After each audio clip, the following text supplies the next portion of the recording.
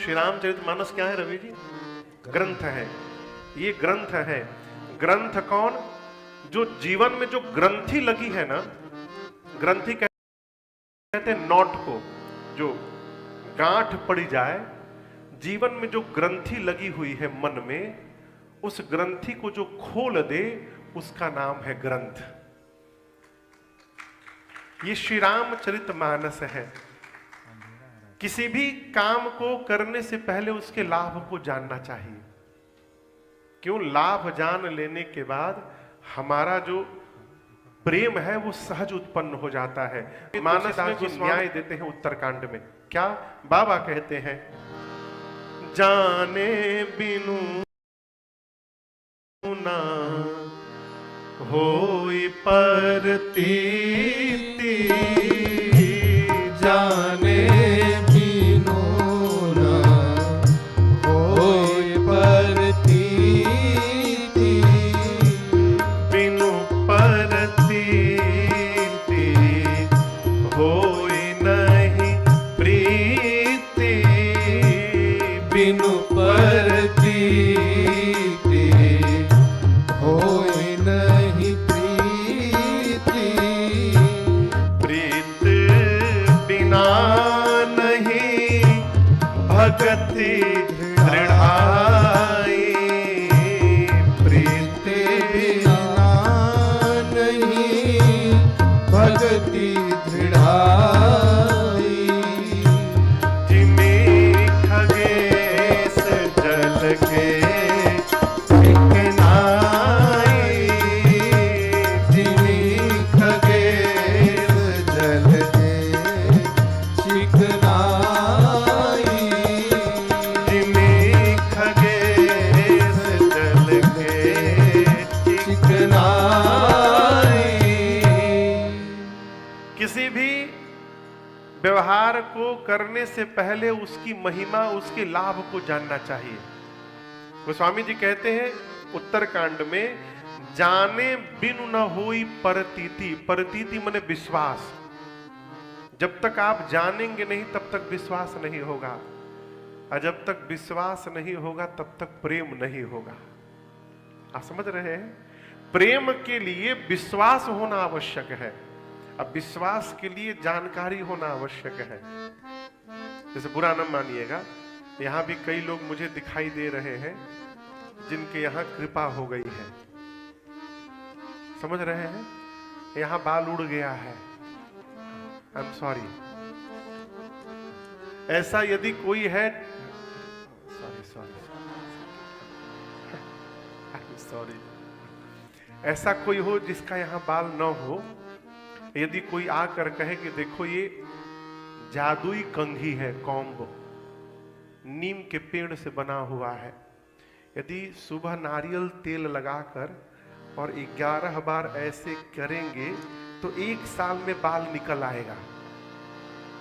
यदि ये पता चल गया तो जिसके जिसके सिर पर नहीं है वो खरीदेगा उसको, और बाथरूम के भीतर जाकर तेल लगाकर लगाएगा, घर में नहीं लगाएगा। लोग देखेंगे तो हंसेंगे। अब आप सोचिए, जिसके बाल नहीं है वो भी कंघी खरीद रहा है, क्यों? उसका लाभ जान करके। लाभ जान गए तो प्रेम सहज जागृत हो जाता है। इसलिए कथा को सुनने के पहले कथा के लाभ को जानना आवश्यक है। कथा सुनने से क्या लाभ है? एक जगह मैं आपको घटना सुनाऊं। भारत में एक महापुरुष थे, एक जगह उनकी कथा चल रही थी, तो एक बाबूजी आते थे बेचारे, नित्य कथा सुनने, बड़े प्रेम से सुनकर जाते थे। उनका बेटा MBA किया हुआ जॉब करता था। एक दिन पिताजी कथा सुनकर गए तो बेटा बोला, बाबूजी आप तो मूर्खतापूर्ण व्यवहार कर रहे हैं। हजारों लोग बैठकर आप जैसे वहां कथा सुनते हैं 3-3 घंटे, 4-4 घंटे, 9 दिन। यदि 9 दिन आप लोग काम करते तो देश कितना आगे जाता। अब पिताजी इसका उत्तर नहीं दे पाए, तो अगले दिन बेटे को पकड़ के महाराज के पास ले गए। बोले, महाराज मेरा बेटा ऐसा ऐसा बोल रहा है। महाराज बोले, हमसे बोलो एक बार। बोला, क्या बोलूं? 25,000 लोग बैठे रहते हैं कथा में आपके, 4 घंटा कथा सुनाते हो, 9 दिन 9 चौक 36 घंटे, 36 आवर्स ये लोग, 25,000 लोग कथा सुनते हैं। यदि ये लोग 36 आवर्स काम करते तो कितना प्रोग्रेस होता।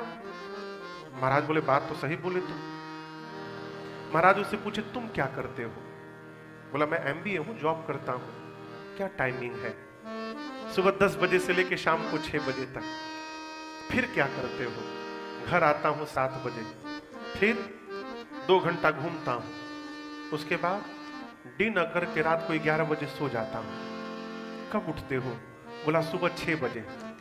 महाराज बोले तुम 11 बजे सो कर 12, 1, 2, 3, 4, 5, 6, 7 घंटा सोते हो रोज? बोला हाँ 7 घंटा रोज सोते हैं। महाराज बोले मूर्ख हो तुम। क्यों? बोले 7 घंटा काम करते तो देश कितना आगे बढ़ता। बोला क्या बात कर रहे हैं महाराज, मैं 7 घंटे सोता हूं तो अगले दिन भर काम करने की मुझे शक्ति मिलती है, ऊर्जा मिलती है। महाराज बोले बेटा उसी प्रकार तेरा बाप साल में 36 घंटे कथा सुनता है तो इसको 1 साल काम करने की ऊर्जा प्राप्त हो जाती है। कथा का अर्थ है कथा को उल्टा करिए क्या होगा? बोलिए थाक, कथा थाक, थाक मने थकान।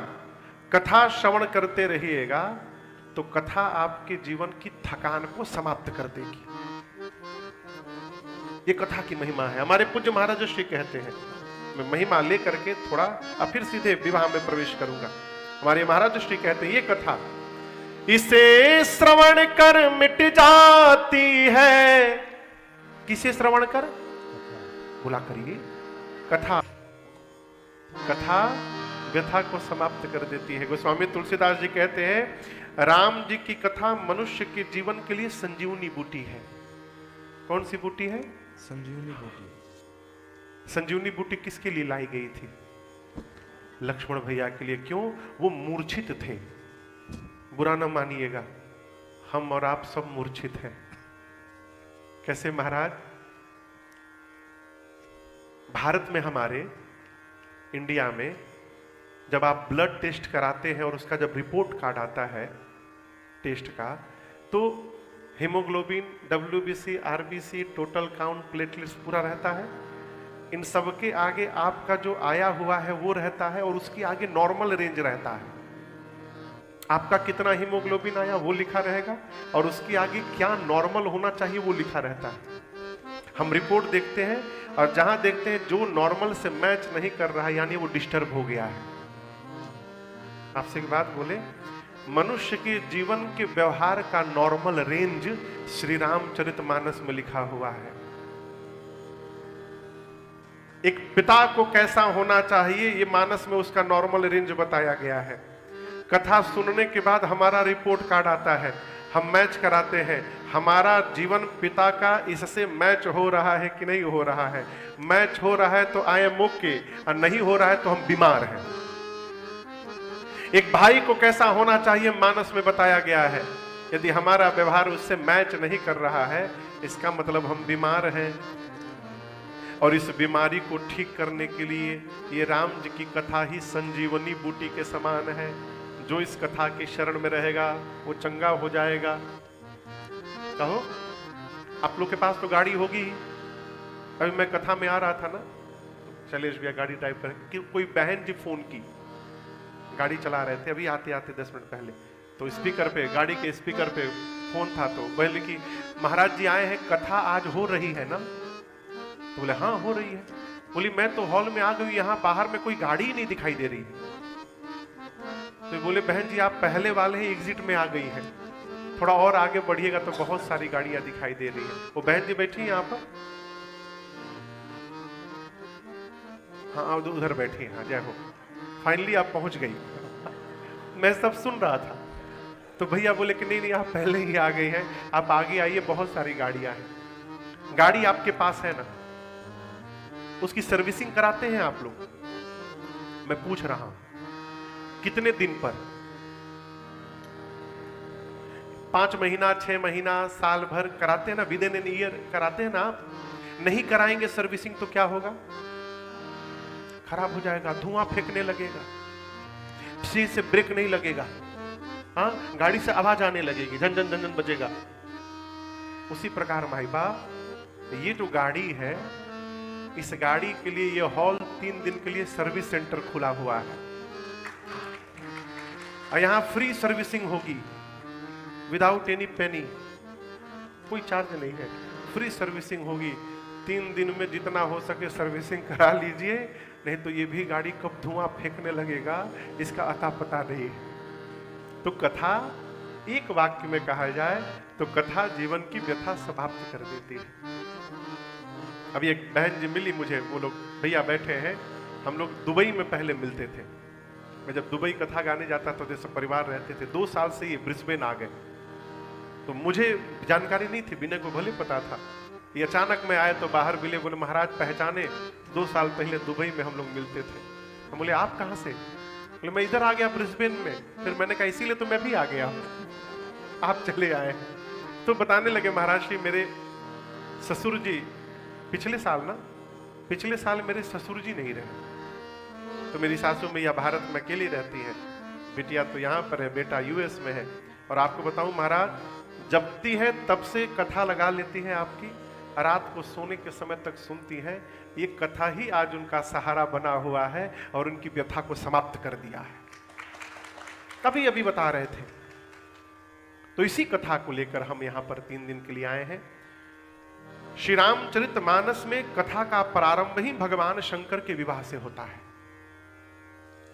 नए नए लोग सोचते हैं कि महाराज राम जी की कथा में शंकर जी का विवाह कहां से आ गया। हमारे बिहार में एक पटना है जगह, आप लोग जानते होंगे, इंडिया में पटना, वहां के एक सिंह जी हैं, तो उनकी पत्नी बड़ी धार्मिक। तो अब सिंह जी को बरबस पकड़ के बोली चलो राम कथा हो रही है, चलो चलो। तो हाथ पकड़ के, वो कथा होता नहीं सुनते थे, उनको हाथ पकड़ के कथा में लाई। और दैव संयोग कहिए, जिस दिन लाई उस दिन शंकर जी के विवाह की कथा थी। पूरी कथा सुनने के बाद वो पत्नी को डांटते हुए गए, मतलब महामूर्ख, ये महाराज लोग तो उनको बेवकूफ बना रहे हैं। राम कथा में राम जी का नाम भी नहीं आया, पूरी कथा शंकर जी के विवाह होती रही, ये कौन सी राम कथा भाई। लेकिन आप में से जो मानस के पाठक होंगे वो जानते हैं, राम कथा में, रामचरितमानस में बालकांड के प्रारंभ में ही गोस्वामी जी ने शंकर जी और पार्वती जी का विवाह कराया। अब क्यों कराया ये सुनिए। श्री रामचरितमानस में कितने कांड हैं याद है? बोलिए। 7 नाम मालूम है? पहला कांड बालकांड, दूसरा अयोध्या कांड, तीसरा अरण्य कांड, चौथा किष्किंधा कांड, 5वां सबको याद है सुंदर कांड, 6ठा लंका कांड, 7वां उत्तर कांड। बाल कांड के प्रारंभ में गोस्वामी जी ने 7 श्लोक लिखे हैं। उसमें से दूसरा श्लोक गोस्वामी जी कहते हैं, भवानी शंकरौ वंदे श्रद्धा विश्वास रूपिणो याभ्याम विना न पश्यन्ति सिद्धः स्वान्तः स्थमीश्वरम्। गोस्वामी तुलसीदास जी दूसरे श्लोक में कहते हैं, भवानी असंकरो वंदे, मैं भवानी यानी पार्वती जी और शंकर जी को वंदन करता हूं। क्यों? श्रद्धा विश्वास रूपिणो, पार्वती जी श्रद्धा है और भगवान शंकर विश्वास है। क्यों वंदन किया? जीवन में, इसको ध्यान से समझिएगा, आप जो काम कर रहे हैं उस कार्य के प्रति आपकी यदि श्रद्धा नहीं है और यदि आपको विश्वास नहीं है कि हम कर सकते हैं, तो लाख साधन जुटाने के बाद भी आप कार्य पूर्ण नहीं कर सकते। पहले आपको विश्वास में होना पड़ेगा कि आप कर सकते हैं। विश्वास कैसे होगा? जब उस काम के प्रति आपकी श्रद्धा होगी। आप कोई भी काम करो। गोस्वामी जी मानस गाने जा रहे हैं, इसलिए पहले श्रद्धा रूपी मां पार्वती और विश्वास रूपी भगवान शंकर को वंदन किया। जब तक श्रद्धा विश्वास नहीं होगा तब तक राम कथा प्रारंभ ही नहीं हो सकती। ये शैलेश जी हमसे कोई कर्जा लिए थे कि कथा करा दिए? क्यों कराए? मानस के प्रति इनकी श्रद्धा है और विश्वास जागृत हुआ तब जाकर ये आयोजन बना है। हाँ, इसलिए भगवान शंकर और मां पार्वती का विवाह कराया। कथा प्रारंभ होती है तीर्थराज प्रयाग में। एक महात्मा है भरद्वाज जी, उन्होंने एक दूसरे महात्मा याज्ञवल्क्य ऋषि से प्रश्न किया कि मुनिवर ये राम जी कौन है? क्या प्रश्न किया? राम जी कौन है? एक राम जी को मैं भी जानता हूं जो अयोध्या के महाराज दशरथ के पुत्र राम हैं। उनकी कीर्ति तो पूरी दुनिया में लोग जानते हैं। उनको क्रोध आया था, उनकी पत्नी का हरण हुआ और जाकर उन्होंने रावण का अंत कर दिया। मैं पूछना चाहता हूं, जिस राम जी को मैं जानता हूं, क्या शंकर जी भी उन्हीं राम जी का नाम जपते हैं? कि शंकर जी जिस राम जी का नाम जपते हैं वो कोई और राम, और मैं जिन राम जी को जानता हूं ये कोई और राम? दोनों एक ही है कि दोनों अलग अलग हैं? आप बताइए, दोनों राम जी एक ही है कि अलग अलग है? जोर से बोलिए। एक ही है। मैं एक बार गुवाहाटी में कथा गा रहा था, आसाम में, तो जो आयोजक थे उनके जीजा जी आए। एक तो जीजा जी लो भगवान ने बचावे इनसे। जीजा जी आए तो बोले महाराज मेरे जीजा जी हैं। मैंने बिठाया उनको, तो चाय पानी पीने के बाद, मिठाई खाने के बाद हमसे प्रश्न किए, महाराज आप कौन से राम की कथा गाते हैं? तो हम बोले 10-12 ठे राम जी है का। मतलब बोले अरे क्या बात करते हैं, एक राम दशरथ का बेटा, एक राम का जगत पसारा, एक राम घट-घट में बासी, हमको 7-8 ठे राम गिना गए। बोले इसमें से कौन से राम की आप कथा गाते हैं? मैं मुस्कुराया, मैंने कहा और मीठा लेंगे आप? मिठाई? बोले नहीं महाराज। पानी? पी लिया। बोले चाय? बोले नहीं चाय नहीं पीऊंगा। गेट खुला है। मैंने कहा गेट खुला है, जल्दी भागिए यहां से। बोले क्यों? मैंने कहा हमारा मन डस्टबिन नहीं है जो आप अपने दिमाग का कचरा हमारे दिमाग में डालने चले आए हैं। आप 10 राम को मानते रहिए, मेरे लिए एक ही राम पर्याप्त है। अपने भगवान में निष्ठ रहिए। निष्ठा ही हमको जगत में प्रतिष्ठा दिलाती है। जैसे प्रश्न किया कि प्रभु सोई राम की अपर को जाहि जपत त्रिपुरा, सत्य धाम सर्वज्ञ तुम कहु विवेक विचार। जैसे श्री भरद्वाज जी ने प्रश्न किया, श्री याज्ञवल्क्य ऋषि मुस्कुराने लगे। बोले मुनिवर मैं समझ गया। जाग बलिक बोले मुस्काए, जाग बलिक बोले मुस्काए, तुम ही विदित रघुपति प्रभु आए, तुम ही विदित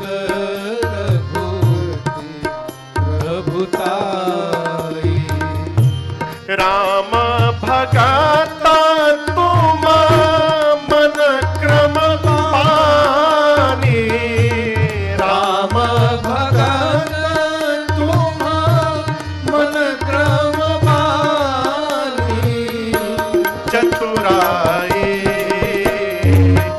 तुम्हारे मैं जानी, चतुराई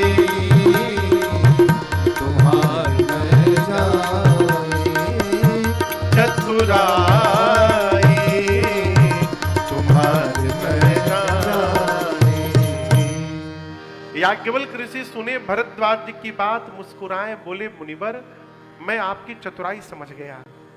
आप राम जी के भक्त हैं। आप जानबूझकर मूढ़ बन करके प्रश्न कर रहे हैं क्योंकि आप राम जी की गूढ़ कथा सुनना चाहते हैं। ये कथा कह रही है माई बाप, जीवन में अपने से विद्वान के आगे मूर्ख बन के रहना चाहिए। समझ रहे हैं? विद्वान के आगे विद्वान बनिएगा तो कुछ प्राप्त होने वाला नहीं है। जब तक अपने को खाली नहीं मानिएगा तब तक कुछ आने वाला नहीं है। एक बार हम राजस्थान में कथा गा रहे थे तो एक बाबूजी मिले। कथा के बाद डायरी पेन लेकर बोले महाराज आप 4 घंटा में 7 गलत शब्द बोले हैं। हाँ, वो बकायदे नोट किए थे। अब कथा के प्रवाह में निकल गया होगा। 7 गलत शब्द बोले हैं। बोले बाबूजी आप? बोले मैं पूरी ध्यान से गलती ढूंढा हूं। मुझे हंसी आ गई। बोले हंसे क्यों? मैंने कहा बाबूजी अमृत बह रहा था, आप अमृत छोड़ के 4 घंटा गलती ढूंढने में निकाल दिए, तो मैं हंसू नहीं तो क्या कहूँ आपको? क्या लेना है ये हमको आपको डिसाइड करना है। याज्ञवल्क्य ऋषि बोले आप राम जी की कथा सुनना चाहते हैं भरद्वाज जी, मैं सुनाऊंगा, लेकिन उससे पहले एक दूसरी कथा सुनाता हूं। बोले त्रेता युग में, कौन से युग में? त्रेता युग। 4 युग है, सतयुग, त्रेता, द्वापर, कलयुग। बोले त्रेता युग में एक बार भगवान शंकर अपनी अर्धांगिनी मैया सती के साथ, ये जो दिख रही हैं आपको, ये पार्वती जी हैं। पार्वती मैया ही पिछले जन्म में सती मैया थी। तो सती मैया को लेकर भगवान शंकर अगस्त ऋषि के आश्रम में कथा सुनने गए। अगस्त ऋषि ने भगवान शंकर का और सती जी का पूजन किया। अब यहां दर्शन करिए, जैसे अगस्त ऋषि पूजन करने लगे, सती मैया सोची कि हम कथावाचक नहीं, हम श्रोता हैं, यही कथावाचक है, नियम से इनको ऊपर बैठाकर हमको इनकी पूजा करनी चाहिए। और यहां कथावाचक ही श्रोता की आरती उतार रहा है। अब जैसे हम यहाँ कथा गाने आए और यहाँ नीचे आके आप सबकी हम आरती उतारने लगे, तो आप में से कई लोग सोचेंगे महाराज ये दिमाग खाली हो गया का इनका, ये क्या कर रहे हैं। सती मैया सोची ये कौन सी राम कथा सुनाएंगे, इनका ज्ञान हमारे ज्ञान से कम है। बाबा भी कहां कहां लेके चले आते हैं। अब परिणाम क्या हुआ? 9 दिनों तक राम कथा भई। सती जी शंकर जी के बगल में बैठी रही, लेकिन सुनी नहीं कुछ भी। क्या सुनी? शंकर जी सुने, सुनी महेश परम सुख मानी। केवल बाबा सुने, बाबा सुनकर गदगद हो गए। जाते समय राम जी की भक्ति दक्षिणा के रूप में दे करके शंकर भगवान सती मैया को लेकर के आकाश के मार्ग से वापस कैलाश चले। कौन सा युग था वो? त्रेता युग। राम जी किस युग में आते हैं? त्रेता युग में। अब दर्शन करिए, जिस समय शंकर भगवान आकाश मार्ग से कैलाश चले हैं, ठीक उसी समय राम जी अवतार लेकर पंचवटी में थे 14 साल के वनवास में। बाबा कैलाश चले, उसी समय रावण आया, सीता मैया को लेकर लंका गया। नीचे राम जी और लक्ष्मण जी सीता मैया को ढूंढते हुए रो रहे हैं, ऊपर से शंकर भगवान जा रहे हैं। जाते जाते बाबा मन में सोचते हैं, हृदय विचारत जात हर के ही विधि दर्शन हो। गुप्त रूप अवतरे प्रभु गए जान सबको। शंकर भगवान सोच रहे हैं कि राम जी अवतार लेकर नीचे ही लीला कर रहे हैं। कथा सुन के कान तो मैं तृप्त कर चुका हूं, यदि जाते जाते राम जी दिखाई पड़ जाए एक बार तो आनंद हो जाए। जा नहीं सकते क्योंकि राम जी गुप्त रूप में अवतार लिए हैं। आपको बताऊं, जहां अगस्त जी का आश्रम है वो दंडकारण्य है, पश्चिम भाग भारत का, नासिक के पास। अब नासिक आपको समझ में आ रहा है ना, नासिक कहां पर है? महाराष्ट्र में। अब वहां से शंकर भगवान कैलाश गए, तो कैलाश किस दिशा में है नासिक से? बोलिए। नॉर्थ और ईस्ट के कॉर्नर पर, नॉर्थ साइड मान लीजिए। रावण मेरी मां को किस साइड लेकर गया है? साउथ में। शंकर भगवान नॉर्थ जा रहे हैं आकाश से, राम लक्ष्मण जी साउथ की ओर ढूंढ रहे हैं। आप बोलिए मिलने वाले हैं? नहीं मिल सकते। लेकिन राम जी बाबा के मन की बात जान गए कि शंकर भगवान दर्शन करना चाहते हैं। राम जी ने लक्ष्मण जी से कहा, भाई तनिक उत्तर की ओर चलकर ढूंढा जाए, कहीं सीता जी उधर तो नहीं गई है। और जहां शंकर भगवान थे, राम जी ढूंढते ढूंढते बाबा के नीचे आ गए। गोस्वामी जी कहते हैं, बाबा ने राम जी को देखा, ए जी शंभु समायाते ही राम देखा, शंभु समायाते ही राम देखा, उपजा ही अति हरस विशेषा।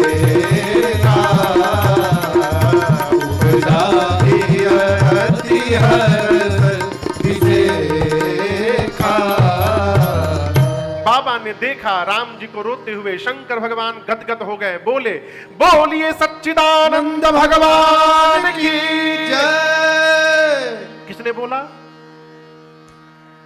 शंकर भगवान जय जयकार किए, सच्चिदानंद भगवान की जय हो, जय हो, जय जयकार करके बाबा आगे चले गए। लेकिन यहां एक बात याद रखिएगा, पिताजी और बेटा एक साथ कहीं जा रहे हो और पिताजी ने किसी को प्रणाम किया तो बेटे को यह नहीं पूछना चाहिए कि बाबूजी हम भी करें कि न करें। पूछना चाहिए क्या है? पति किसी को प्रणाम करे तो पत्नी को यह नहीं सोचना चाहिए कि क्यों प्रणाम किया।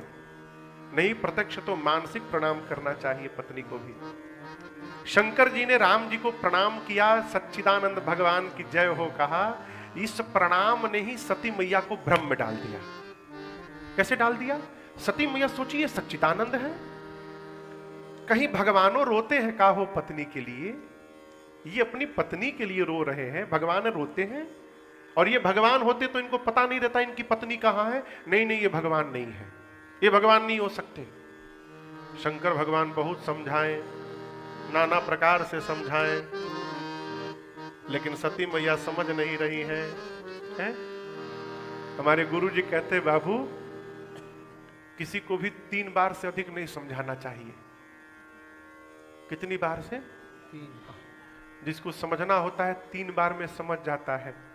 जो 3 बार में नहीं समझ रहा है तो चौथी बार उसको नहीं समझाना चाहिए, अपने को समझाना चाहिए। क्या अब इनको समझाना नहीं है? हाँ,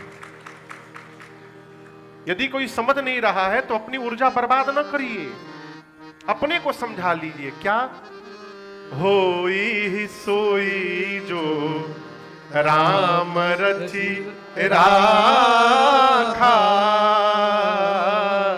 अब को करी तरक बढ़ावे साखा। भगवान शंकर समझाए, मां सती नहीं मानी, बाबा अपने को समझा लिए। बोले देवी, यदि आपको इतना ही संशय है तो जाकर परीक्षा ले लीजिए, पता करिए वो भगवान है कि नहीं है। सती मैया बोली ये बहुत अच्छा उपाय है। सती मैया गई परीक्षा लेने। इधर बाबा सोचने लगे, मेरे समझाने से समझ में बात नहीं आ रही है, इसका मतलब अब इनका भला होने वाला नहीं है। सती मैया चली, सोची कैसे परीक्षा लूं, कैसे परीक्षा लूं। गोस्वामी जी कहते हैं, सती मैया पुनि पुनि हृदय विचार करी, धरि सीता कर रूप, आगे हुई चली पंथ तेहि जेहि आवत नर। मां ने खूब विचार किया, कैसे परीक्षण करूं। मन में सोची, ये अपनी पत्नी सीता को ढूंढ रहे हैं, ठीक ना? क्यों ना मैं सीता जी का रूप बना लूं। यदि ये भगवान होंगे तो जान जाएंगे सीता नहीं सती है। अब मैं जानती हूं 100% ये भगवान नहीं है। जैसे मुझे देखेंगे सीता सीता कह के दौड़ के चले आएंगे। सती मैया सीता मैया का रूप बनाई, राम लक्ष्मण जी के आगे आगे चलने लगी। राम जी से पहले लक्ष्मण जी ने देखा, और लक्ष्मण जी देखते बोले, शी इज नॉट माई भाभी, ये मेरी भाभी नहीं है। क्यों? लक्ष्मण जी बोले, मेरी भाभी भैया के पीछे पीछे चलती है, ये आगे आगे चल रही है। देखिए, आप किसी का चेहरा तो बना सकते हैं, लेकिन किसी का स्वभाव कैसे लेकर के आएंगे वो तो पता चल जाएगा। लक्ष्मण जी देखकर भी मौन रहे। राम जी ने देखा तो राम जी दोनों हाथ जोड़ करके बोले, मैं दशरथ नंदन आपको प्रणाम करता हूं। लक्ष्मण जी बोले, भैया नकली हैं। राम जी बोले, जानता हूं। तो बोले, प्रणाम क्यों कर रहे हैं? राम जी बोले, देखो ये आज परीक्षा लेने आई है, ठीक? तो जो परीक्षा कौन लेता है? गुरु जी। परीक्षा लेने वाला कौन हुआ? और देने वाला शिष्य, छात्र, विद्यार्थी। अब विद्यार्थी का धर्म है, गुरु जी दिखाई पड़े तो दोनों हाथ जोड़ के प्रणाम किया जाए गुरु जी को। सती मैया फिर भी नहीं समझी और पास चली आई। तब राम जी ने कहा, मां, बाबा कहां है? आप अकेले अकेले घूम रही है वन में, आपको पता नहीं मैंने सीता को अकेले छोड़ा, कोई उठा करके ले गया। सती मैया जब सुनी है ये बात निज अज्ञान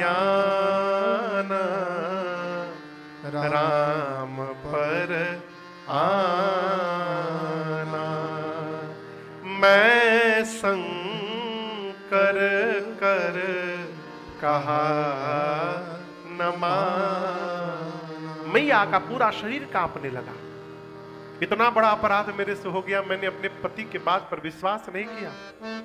एक शब्द कहे बिना सती जी लौटकर भगवान शंकर के पास गई और बाबा के पास गई तो बाबा ने कहा कुछ मत बोलिएगा, सबसे पहले ये बताइए आपने परीक्षण कैसे किया। लीन परीक्षा कवन विधि कहु सत्य सब बात। आप वो प्रोसेस बताइए कैसे आपने परीक्षण किया। शंकर भगवान प्रोसेस क्यों पूछ रहे हैं?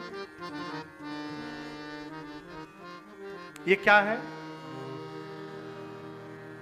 अरे दिखाई नहीं दे रहा है, टॉवल है, टॉवल है, वही टॉवल, तौलिया। हम आपसे एक प्रश्न पूछे, इसकी लंबाई चौड़ाई मापी जा सकती है? बोलिए। अगला प्रश्न, वाई, इसकी लंबाई चौड़ाई क्यों मापी जा सकती है? क्योंकि इसके स्टार्टिंग पॉइंट का पता है और इसके एंड पॉइंट का पता है। जिसके प्रारंभ का पता हो और अंत का पता हो उसको जाना जा सकता है। भगवान के न प्रारंभ का पता है न उनके अंत का पता है, उनको कैसे जाना जा सकता? शंकर भगवान इसलिए परेशान है कि वो प्रोसेस कौन सा है जिससे भगवान का परीक्षण हो जाए। तो बाबा ने कहा कि सीधे प्रोसेस बताइए, कैसे परीक्षण किया आपने? सती मैया तो सत्य ही बताना चाहती थी, लेकिन जो माया का रूप बनाकर गई थी ना मां, उसी माया ने झूठ बुलवा दिया और सती मैया ने कहा मैंने कछु ना परीक्षा लेना गुसाई। कछु न परीक्षा लेना गुसाई। कीन्हा प्रणाम तुम्हारी ही नाई। कीन प्रणाम तुम्हारी नाई। तब संकारा देख्यूं धरि ध्याना। तब शंकर देख्यूं धरि ध्याना। सती जो कीन्हा चरित सब जाना। सती जो कीन्हा चरित सब जाना। सती जो कीन्हा चरित सब जाना। सती चरित सब जाना। मां के मुख से झूठ निकल गया, असत्य। कछु न परीक्षा लेना। गोसाई। मां ने कहा प्रभु मैंने कोई परीक्षा नहीं ली। बाबा पूछे फिर क्या किया? मां बोली जो आपने किया। कीन्हा प्रणाम तुम्हारी नाम। जैसे आपने उनको दूर से प्रणाम किया था ना, मैं भी पास नहीं गई, दूर से प्रणाम करके चली आई। शंकर भगवान मन में सोचे इम्पॉसिबल, हो नहीं सकता। इतना मैं समझाया, समझ में बात इनके नहीं आई और अपने आप बिना परीक्षा लिए समझ के चली आई। बाबा ध्यान में गए और ध्यान में जाते शंकर भगवान ने सब देख लिया। क्या? सती जी ने सीता मैया का रूप बना लिया। आपको बताऊं बाबा को बड़ा कष्ट हुआ। कष्ट क्यों हुआ जानते हैं? कि मेरी सती ने मेरे से झूठ नहीं बोला। शंकर भगवान को कष्ट इस बात का है कि सती ने मेरी मां का रूप बनाया है। अब आज के बाद जब जब सती दिखाई पड़ेंगी तो मुझे यही याद आएगा कि इन्होंने मेरी मां का रूप बनाया। और जिनको देखने के बाद मां याद आएगी, उसके साथ मैं गृहस्थ धर्म का निर्वाह कैसे करूंगा? इतना होने के बाद भी शंकर जी सती मैया का अपराध नहीं मानते। कहते हैं मेरी सती ने झूठ नहीं बोला है, ये राम जी की माया ने झूठ बुलवा दिया है। ये बहुत बड़ा मंत्र है जीवन में। ये प्रसंग कह रहा है जिसके साथ आखिरी सांस तक रहना है उसके भीतर कमी देखना बंद कर दिया जाए। आप समझ रहे हैं? जब हम कमी नहीं देखेंगे ना तो हमारा रिलेशन लॉन्ग टर्म तक चलेगा, जीवन भर चलेगा। और जहां कमी देखना स्टार्ट किए संबंध बीच में ही समाप्त हो जाएगा। बाबा कहते मेरी सती ने मेरे से झूठ नहीं कहा है, प्रेरी सती ही झूठ कहा हुआ। किसने? माया ने। लेकिन बाबा सोचे अब सती के साथ रहूंगा कैसे, इनको देखकर मां याद आएगी। तो शंकर भगवान ने मन में संकल्प किया और कहा जब तक सतीश शरीर में है आज के बाद मेरा इनका भेंट होने वाला नहीं है। बाबा ने त्याग दिया, संकल्प लिया। आकाशवाणी हुई, आकाशवाणी ने जय जयकार किया। कहा आप जैसा संकल्प कोई नहीं ले सकता बाबा। सती मैया पूछी प्रभु आपने कौन सा संकल्प ले लिया? शंकर जी ने बताया नहीं, कभी नहीं बताया। यहां दर्शन करिए, एक छोटा सा सत्य संबंध को समाप्त कर दिया। यहां दूध मिलता है, मैं पहली बार आया हूं इसलिए पूछ रहा हूं। पैकेट वाला मिलता होगा, डब्बा वाला, वो ग्वाला भैया वाला नहीं मिलता ना, तब वो सुख आप लोग को नहीं मिलेगा। ग्वाला भैया जब भारत में दूध लेके आते हैं बाल्टी में देने के लिए तो पूछो पानी मिलाए हो? बोलते शुद्धि के लिए, प्योर दूध पीने से पेट खराब हो जाएगा इसलिए थोड़ा पानी मिलाया हूं। हाँ, अब वो कितना रहता है तो भगवान मालिक है। लेकिन मैं क्यों कह रहा हूं, यहां प्रसंग है इसलिए मैं सुना रहा हूं। पानी जब दूध में जाता है ना तो फिर वो पानी नहीं रहता, क्या बन जाता है? क्यों? कभी सोचा है क्यों? पानी जब दूध के पास जाता है तो पानी अपनी आइडेंटिटी समाप्त करके जाता है, अपना पहचान नाम सब मिटा देता है, तब दूध के पास जाता है। दूध कहता है मित्र तुम हमको इतना प्रेम करते हो कि मेरे से मिलने के लिए तुम अपनी आइडेंटिटी समाप्त करने को तैयार हो गए हो। कोई बात नहीं है, कम हियर, मैं तुमको अपनी आइडेंटिटी देता हूं। मैं तुमको अपना नाम दूंगा, अपना रूप दूंगा, अपना स्वाद दूंगा, और तो और अपने ही प्राइस में तुमको भी सेल करवाऊंगा। होता है कि नहीं होता है? पानी भी दूध की तरह बिकता है। उसी दूध को माता जी लोग जब घर में लाकर चूल्हे पे चढ़ाती है तो दूध बॉयल होने लगता है, गर्म होने लगता है। तो पानी दूध से कहता है friend don't worry, I am here with you, मैं तुम्हारे साथ हूं। तुमने मुझे अपना रंग रूप स्वाद सब दिया है दोस्त, जब तक मैं तुम्हारे साथ रहूंगा मैं अपने को जलाऊंगा, तुम पर आंच नहीं आने दूंगा। दूध गर्म होता है तो पानी जलता है, और जब दूध देखता है कि मेरा मित्र जलने लगा तो दूध बर्तन से बाहर निकल करके और अग्नि की ओर दौड़ता है उस आग को बुझाने के लिए कि तुम मेरे मित्र को जला रहे हो, मैं तुमको बुझाकर समाप्त कर दूंगा। कितना प्रेम है ना? लेकिन सोचिए उसी दूध में खटाई का 2 बूंद गिर जाए, लेमन का 2 ड्रॉप गिर जाए, क्या होगा? दूध फट जाएगा। और एक बार दूध फटा तो दूध अलग हो जाएगा, पानी अलग हो जाएगा, और अब यदि अलग हो गया उसके बाद दुनिया की कोई ताकत उनको मिला नहीं सकती। समझ रहे हैं?